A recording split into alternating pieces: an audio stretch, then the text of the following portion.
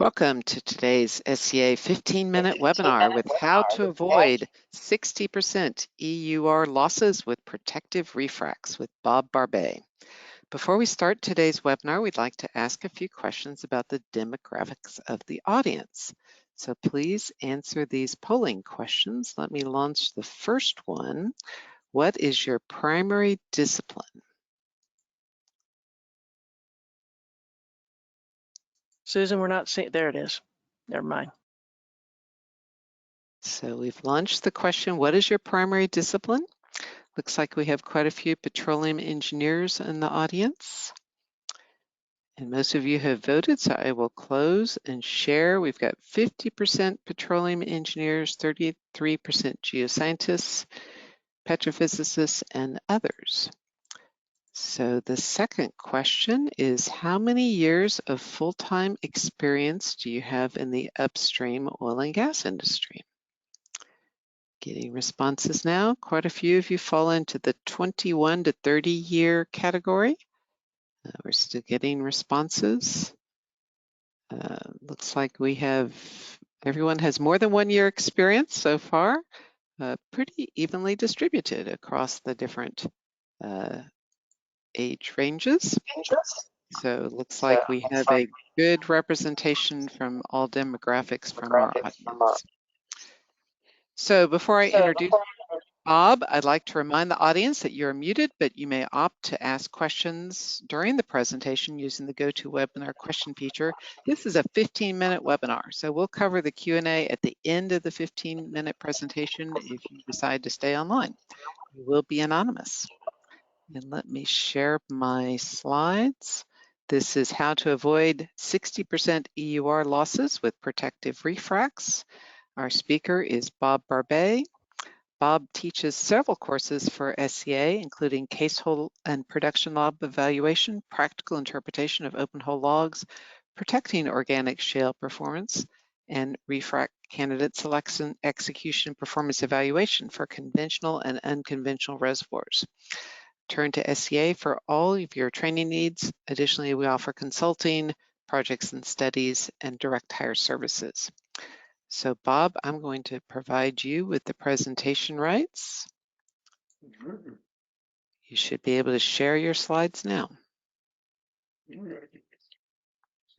We see your slides.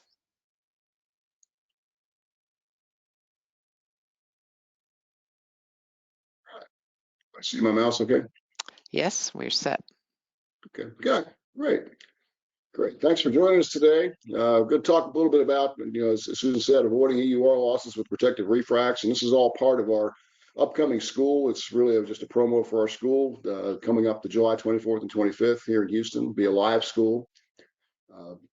Our two companies, IES does the consulting work for refracts, work for clients, and then RRR, we're actually looking for farm ends now. If any of you all have refracts you don't think you've got the budget for, let us know, because we're trying to raise money to do farm in on refracts with working interest. But refracts basically have two cash flow streams. One is from the actual refract well, and what we're seeing in a lot of areas that your EUR per foot in some of these areas like the Eagle Ford is actually higher than new wells. Now the new wells are typically 10,000 and the refracts are typically 5,000, but on a foot per foot basis, it's about a 60% total cost of the new well. As Devin mentioned at Doug, with the actual refracts themselves are about 30% because you're comparing the AFE on a 10,000 foot lateral with a 5,000 foot lateral.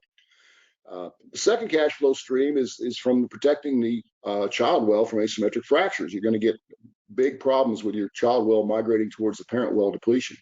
And we did a quick survey of 345 current DUCs, except the two big majors we didn't include. We didn't include Devon and Conoco. But of the other ones out there, basically 30% of the DUCs right now have risk of asymmetric fractures due to parent well depletion sinks. And not all of those are going to be refracted. And it's going to be a pretty big write down when you do that. We did some recent work to try and validate Devon's initial 40% number, and there's the number there for the SPE paper. It was at the POS last April, Oklahoma City. It's more like 60%, and that's 60% of one well's EUR, but it's not just from that one well. It's spread across the pad because you're seeing damage on the second and third order wells as well. And economically, everybody keeps saying refracs don't compete with new wells. Well, the NPV10 with both cash flows from the actual well itself and the protection is higher than new wells in pretty much all cases out there. So they are not only competitive, they're superior to new wells in that respect. Here's an example from it's pretty close to the type well for Eagle Ford and the Refrac. This well, they did a bullhead, increased the production from 90,000, 94,000 to 123,000 total EUR. And then after a liner, Refrac went to 445, and about a $5 million PV10 at current strip prices. Went from a 2.9 to a 3.8 with the bullhead and up to 12.9. So Refracs work. This was in the Oil and Gas Investor article, really more detail on that back in August. So the actual cash flow from the Refrac is not insignificant. Again, and that's only part of the uplift. In some cases, particularly when the new wells aren't completed optimally, they had very poor diversion on these new wells. The Refracs outperform the new wells substantially in the Eagle Ford, and we think that's also partially from reorientation. But and we've seen the same thing in the Haynesville. The new wells in the Refracs in the Haynesville have higher total recovery factors than new wells do out there.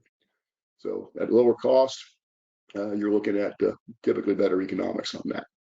So the first cash flow stream is competitive. The second cash flow stream comes from this little red box, because basically that red box is not being stimulated on the distal side of a child well. H1 was the parent well in this particular case in the Bakken, and it's not Bakken specific or or any Eagle Ford specific. It's anywhere where you have depletion and lower enclosure stress from depletion. It happens, which is pretty much anywhere on this planet.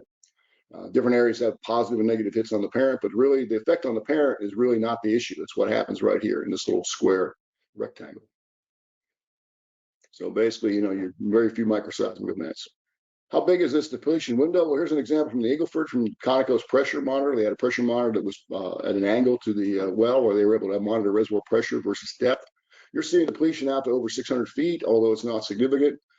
We think the major depletion is out to about 330 or so, but with the well spacing out there, typically you're already in the depletion pattern. When you drill this child well and you have a parent well over here, you're going to be in that depletion pattern. So the minute that frac starts propagating, this little orange extension is probably not even real.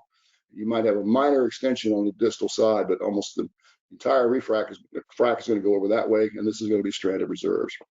And that number, that's a big number. When you put the numbers to that, it's a pretty big loss. That's the 60% number that we've been talking about. Okay. What options do you have? Bullhead, typically, with just dropping diverter and trying to treat all the perfs. You get about 29% average cluster coverage from Dick Leonard's paper. MEC ISO is by far the best. That gives you pretty much 100% coverage if you do it right. The small preloads at the bottom, they're not going to be as good as the bullheads. So people still are happy doing these things because they protect the parent, they think, which is really the minor problem. That's the shiny object that they're holding up. It's the child's being basically slaughtered at the expense of the parent staying online, because the bullheads and preloads do not work to protect the parent. The only thing that works to protect the parent is the MEC ISO with plug and perf. Okay, and about $4 to $5 million in the Eagle Ford right now. Okay, how do the new wells do? We tried to see what the effect of parent-child effects was on the Haynesville. We had 147 wells. It was kind of hard because we didn't have the same spacing. If you've got spacing less than 1320 and also less than 660 in Eagle Ford, you're going to have interference between your wells. So you're not going to get your maximum percentage recovery out of those wells. But it was amazing to see wells down in the 15-16% range recovery factor. These are brand new wells with almost 4,000 pounds per foot, got tight cluster spacing and the like. The below the 60% or 56% is typically from either being too close together, well spacing wise, poor cluster efficiency, and parent-child issues. So you've got all three of those in the mix there. So you've got to kind of weed those out to come up with it. But it's surprising to see such a low recovery factor on these brand new wells. Okay. What you get with protective refracs and the PRs over here, again, they didn't use really good procedures. They had poor cluster efficiency on the refracs. They didn't have much of a delta P across the perfs. But by and large, you got much more uniform variation among the recovery factors on the pads when you had the protective refracs versus where you didn't have the protective refracs. And overall, we think we got about a P50 of 60%, and that's of one well. Some even up in the 80% range we saw, but typically we can expect about a 60% degradation of a single well from that, which is a fairly significant cash flow. where's this going to be a problem? Well, this is just the Eagle Fords, and again, it's not including. I excluded Conoco and I excluded Devon because they're the two biggest operators down there. But basically, you've got a large number of ducts that are not protected. You got total ducts from that first operator, 88. 36 of those do not have, are going to need parent well refracs to try and avoid the asymmetric fractures. So it's a big problem. Basically one out of 3 ducts in the Eagle Ford right now are at risk without parent refracs. Okay. The course, we're going to cover all this, how to get around this, who's it for, engineers, managers, geoscientists who want to maximize probability of success from refrac program.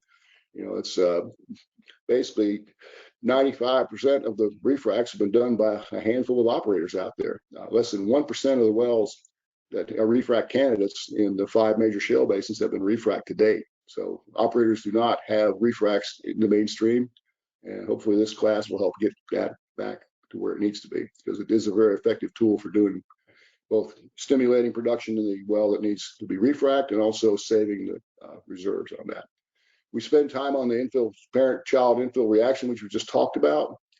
And then lastly, you know, the best practices. We try to present the best practices to maximize productivity from primary and infill wells. You have to look at it on a pad basis. It's not just, you know, you keep the parent well online when you have a parent-child situation. No, you've got to also protect that child with asymmetric fracture, because you're leaving a lot of money on the table. The P50 performance for refrac from the ones that we have data from, basically you're looking at about a $7 million loss per pad when you do not do the parent well refrac, and you also lose the $4 million to $5 million PV10 from that frac. So when you combine those two, you got a pretty good benefit there. So what we're going to cover, what makes a good refrac candidate. I mean, you can't make a good well out of a poor reservoir, but we do reservoir characterization. That's my background. We've got close to 1,000 data points in the Eagle Ford right now for gas in place, oil in place in our database. So we know what's in the ground. We know what it can come out of the ground with proper completion, and the difference is your stranded hydrocarbons. What's the optimum strategy for avoiding infill EUR losses? What's the refrac well going to produce? You're going to be able to run the economics on it. And what are your best practices? You know, what do you do to try and max cluster efficiency at a minimum cost? And what information do you need? So if you want to try and de-risk the front end, and the back end is really not that much different from what you're doing right now. So I mean, there's thousands of fracs going on right now that are just like what you're going to be pumping in the ground. So there's really only a narrow window when you're getting the liner in the ground where you have any kind of risk that's possibly a little bit unmanageable. Everything else is completely manageable. Where you put it, the oil in place, gas in place, high enough, the wells are spaced properly, you know, more than 500 feet, preferably more than 600 feet in the Eagle Ford, double that into gas reservoirs. Basically, you know, and the back end is pretty much a standard plug and perf job, so which is done day in and day out right now. So there's really nothing new about refracs other than maybe getting the liner in, and that can be done too. There's most of the operators have a pretty good success rate there, getting the liners down. You need to run the right diagnostics, make sure you get good clean out and the like. We're looking at 2 days, the 24th and 25th of July, and we also have in-house sessions available if you don't want to share your data. We have the second day in the afternoon. We leave some time there to try and go over customer case studies.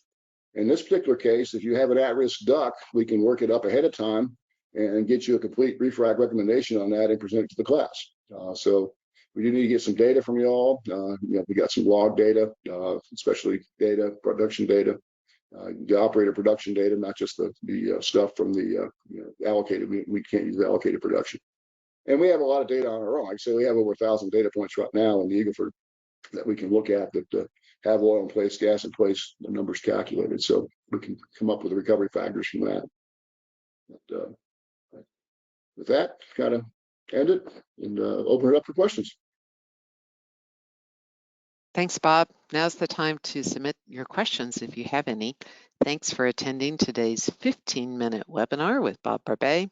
Later today, you will receive a link to a recording of today's webinar, an evaluation form, and a link to register for refrac candidate selection, execution, and performance evaluation for conventional and unconventional reservoirs. That's scheduled July 24th and 25th in Houston, Texas. Looks like we don't have any questions, so thanks for joining us today. Goodbye.